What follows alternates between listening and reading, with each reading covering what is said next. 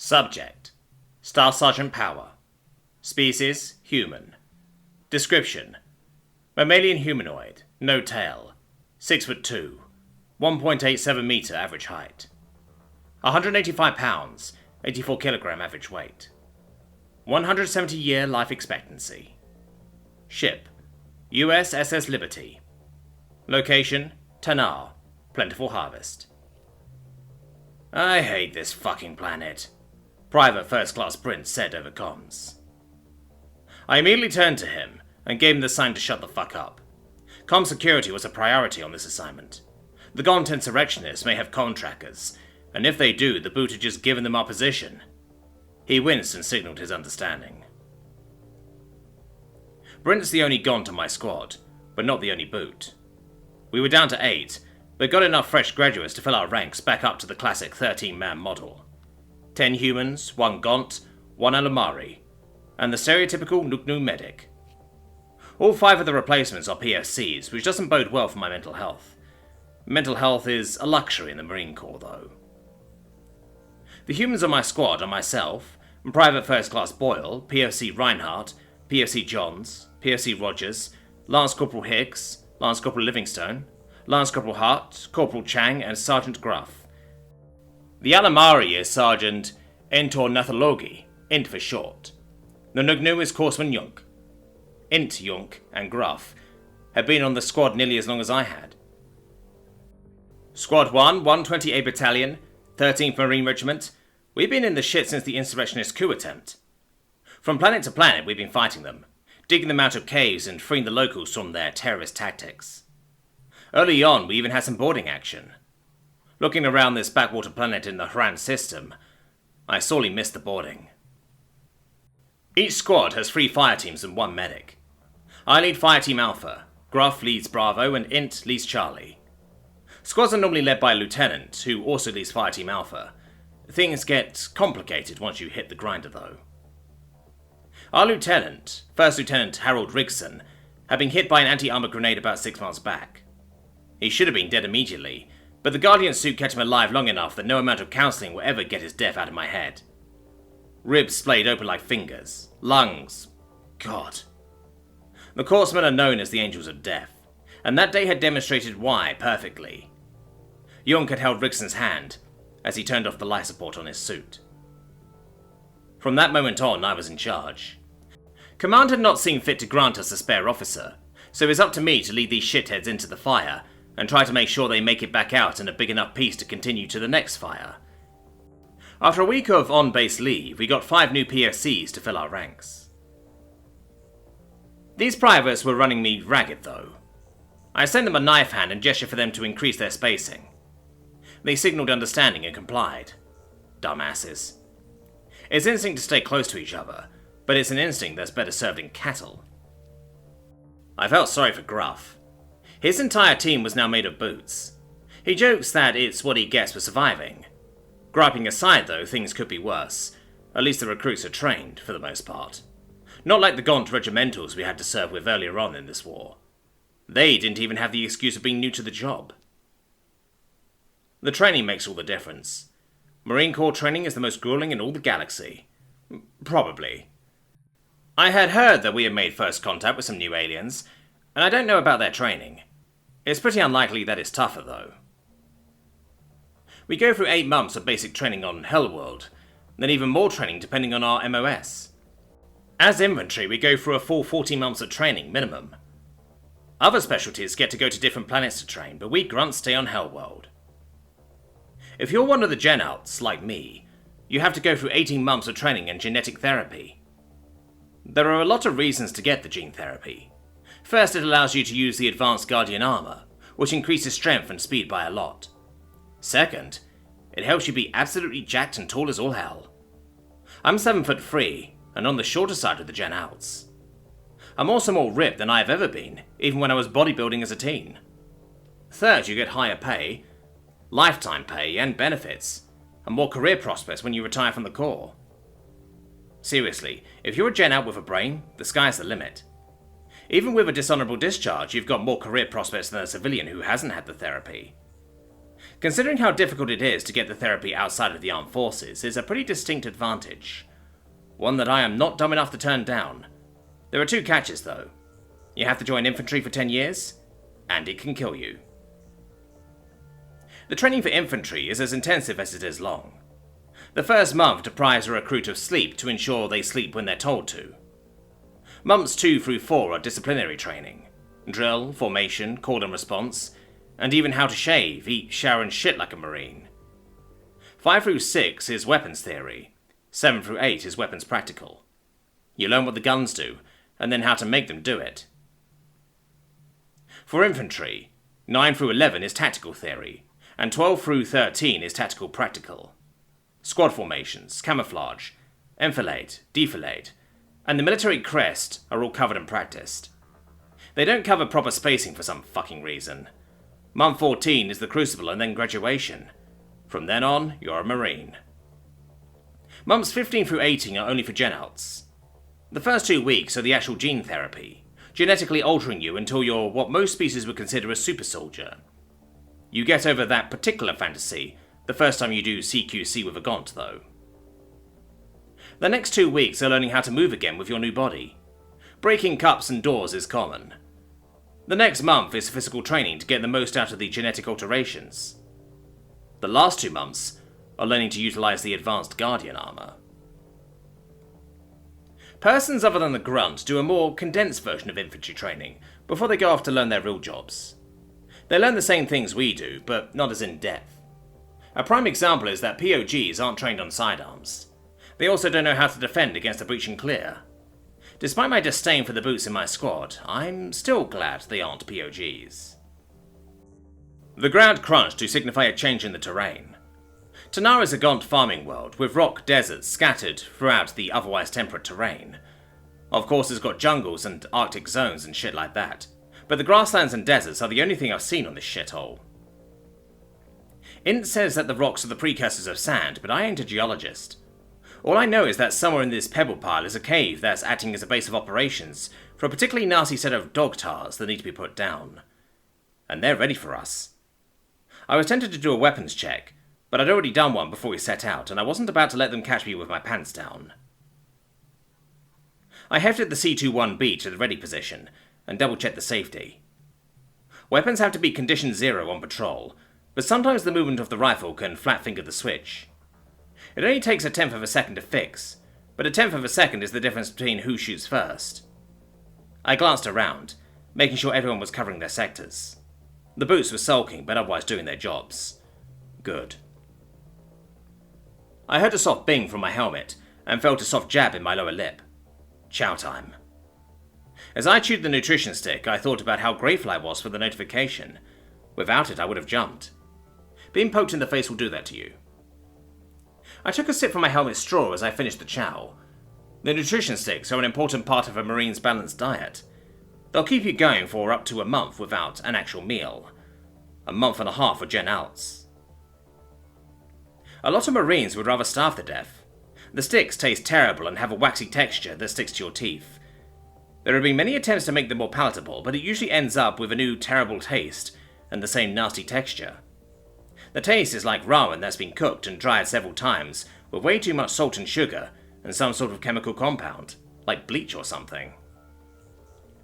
The nasty taste has led to the belief among some of the dumber Marines that the Guardian suits recycle our shit to make the sticks. In actuality, the suits feed our shit to our reactors and recycles our piss into water. Each suit carries 1 gallon of water and 60 nutrient sticks. The fact that engineering doesn't let us reload our own suits doesn't help the rumours. I sighed to myself as the grass behind us faded from view. Command believes that the Gaunts have anti-vehicular measures, so we were having to hoof it.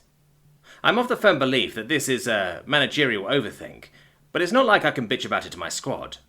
So I just had to internalise my frustrations and wonder what possible type of anti-Vic could take out Guardian suits along with a vehicle. They dropped us 20 miles from the Gaunt base, which was about 10 miles more than necessary. Whatever, we'd already marched 12 miles, so we'd be there soon. The humans on the squad are still looking fresh, like we're just out for a Sunday stroll, but that's because we were all gen-outs. Aliens could go through the program as well, but the benefits weren't as pronounced, and the risks were greater.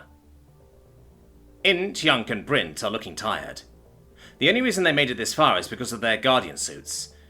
I think I should call a rest. We don't have much farther to go, and we'll likely be better off if everybody is fresh. Zzz. A familiar and unwelcome sound. The sound of a directed energy weapon hitting shields. Contact right! Cover your sectors, I shouted, while aiming towards our right flank. Everyone hit the deck facing the directions that they were supposed to. Even the boots. Good on them. I scanned for our target, who was under the mistaken impression that we were their target. The terrain was mostly flat, but there were burns in the distance. Barely close enough for laser fire. I increased my magnification and saw some rocks tumble down the berm. Bingo. I gestured towards the berm to apply a ping, letting the rest of the squad know where to look. Once I saw the waypoint, I checked the squad's vitals. It was Higgs who had taken the hit, so he had to have called the contact. Lasers are invisible unless you're using infrared or smoke. The directed energy rifles fire in short bursts to make it more difficult to trace them back, which is why our suits have damage indicators. I closed the status screen once I saw his shield begin to regenerate. The 3 hits had knocked him down to a quarter. That means they're using our fucking lasers. The furry fucks can't even play with their own toys. Star Sun power, Chang said, gesturing to his Mark 48 grenade launcher. No, those are thermobaric and we'll need them for the cave. We're going to do this the good old-fashioned way. Fire Team Bravo, rush. Fire Team Rush, aye. Gruff, Boyle, Reinhardt and Brint answered. Gruff and Brint began firing their C-21Bs at the berm, while Boyle and Reinhardt rose and began to charge. After 3 seconds of sprinting, they hit the deck and began firing, while Gruff and Brint began their rush. It was a very old and very effective technique for bypassing enemy cover. That berm that was covering the Gaunt thugs was about to become their doom. As Bravo was rushing, one of the Gaunt popped their head up to take a shot. Their Guardian helmet almost instantly vaporized, leaving a pink and red mist in its place. One shot, which means they don't have shields in their armor. The C-21B fires .52 cal slap rounds, which are brutally effective against armor. They're pretty effective against enemy shields as well, but it takes 2 shots to break a shield, and a third to open the can. Gruff and Brink crested the berm and began firing. It was all over within 3 seconds. Contacts down, Sergeant Gruff said. Roger, regroup, I responded. Once they returned, I gestured at PFC Brint and said, See, that's why you don't chatter over comms during a mission. Aye aye, Staff Sergeant, came the reply. I gestured to Gruff, asking how many contacts there had been. He held up a hand with all 5 fingers spread. A whole-ass fire team, probably with medic. The medic means that they expected to win this fight. Dumb and sad, but that's the insurrection for you. Once Bravo caught back up, I gestured for us to continue. A rest would have to wait. We couldn't stick around here after contact with the enemy. They'd definitely called it in, and we'd be idiots not to expect more resistance. Worse, the enemy might bug out and run, which would be a problem. I was debating whether or not we should double time it when I got a call. Shocker, Actual, this is Overlord. I really hated my call sign. At least it kind of made sense, though. Overlord, this is Shocker Actual, go ahead. Shocker Actual, new orders. Return to LZ for extraction immediately. A development has occurred. We're taking care of this another way. You'll want to double time it. Over. Roger that, Shocker Actual out. I gestured for a halt. I tried desperately not to show how pissed off I was as I gestured the about face. 12 confused helmets stared blankly at me until I did the gesture again. When we began moving, I gestured double time, feeling very sorry for Int and Yuk. Less so for Brent. As we jogged, Gruff came closer and triggered his helmet radio. What's the worst, Star Sergeant? He asked. Bird's gonna pick us back up. Something happened, so they're gonna take care of the cave a different way. We're running because they told us to, and you know what that means. Fuck. What do you think, A3 or A2? Definitely A2. I'm pretty sure the Liberty is out of A3, I replied. Yeah, we've used a lot of them, Gruff laughed as he returned to his position. Despite the exhaustion of 3 of our members, we were able to make good time back to the landing zone. The shuttle was waiting for us with its defense turrets deployed. The hair on the back of my neck stood up. This was unusual. Something's off. Command changes its mind about our missions all the time, but a pilot waiting groundside? What the hell happened? I gestured to halt and ran up to the back of the bird, weapon ready but not raised. The pilot looked back at me. Hey, get the fuck in! I've been waiting for you. And we've got to get the hell out of here. Let's go, Marine! I gestured for everyone to load up as I took my seat nearest the hatch. I felt dumb, but I've learned the hard way that it's better safe than sorry. Plus it's likely that the something off I detected is much higher up than I can see. I did a head count as my Marines passed me to take their seats. 12 plus me is 13. All here. We're loaded, let's go, I told the pilot. The engines whirred up. A silent hum followed by a slightly louder whir and whoosh. It would have been quieter had the pilot closed the hatch. Why is the bay door still open, sir? POC Rogers asked the pilot. What? You don't want to watch the detonation? The pilot asked with a tone of amusement. 13 Guardian helmets immediately turned towards the bay door as the shuttle rose. I increased my magnification, looking for the cave we'd been trekking toward. I saw a fiery object head towards the ground from the sky, moving very quickly. When it reached the ground, everything went dark for half a second, and we all saw the telltale sign of an artificial event horizon. You were right, Star Sergeant, it was an A2, Groff said, with awe in his voice. Damn, that's an A2? The hell do they need us for if they got that? Asked Reinhardt. We're cheaper, replied Int. Way cheaper. Even with the suits? Asked POC Johns. Especially with the suits, Asian Yuk chimed in. Marines last far longer, leave less collateral damage, and you tend to get more bang for your buck. Plus, you don't need an admiral to give the go-ahead to launch Marines. Yunk was technically part of the Navy, but like all Corson was an honorary Marine. He continued his explanation as the event horizon vanished, and the bay door closed. A WMD like the A2 costs 3 times as much as training and equipping an entire battalion of Marines, and it costs twice as much as the lifetime payouts if all those Marines died or were crippled. The A3 is cheaper, but still more expensive than just sending us in to deal with it, he paused. Staff Sergeant, why do they change their mind? Beats me, I said. You think it has to do with the attack in Seoul? Asked POC Boyle. Seoul was attacked? By who? I asked. I basically locked myself down during leave and hadn't paid attention to the news. Yes, Staff Sergeant, Boyle replied, stiffening under the attention. I don't know who exactly, but it's some sort of robotic thing, like a rogue VI or something. That's not it, Brint interrupted. It's a first contact scenario with a hostile machine intelligence. We've also made contact with another galactic government called the Republic. They're supposedly helping us defend Seoul because they dragged us into their war with the robots. Yeah, that's right, Livingston said. The machines are called the Omni Union or something. I see. Dumb name, but yeah, that's probably it. We'll likely learn more when we get back to the ship, I said with a yawn, and a wave that signified my intent to catch some shut-eye. I turned off my visor and closed my eyes as the other Marines chatted amongst themselves. I slept the entire ride, and woke when the shuttle jerked from the docking clamps.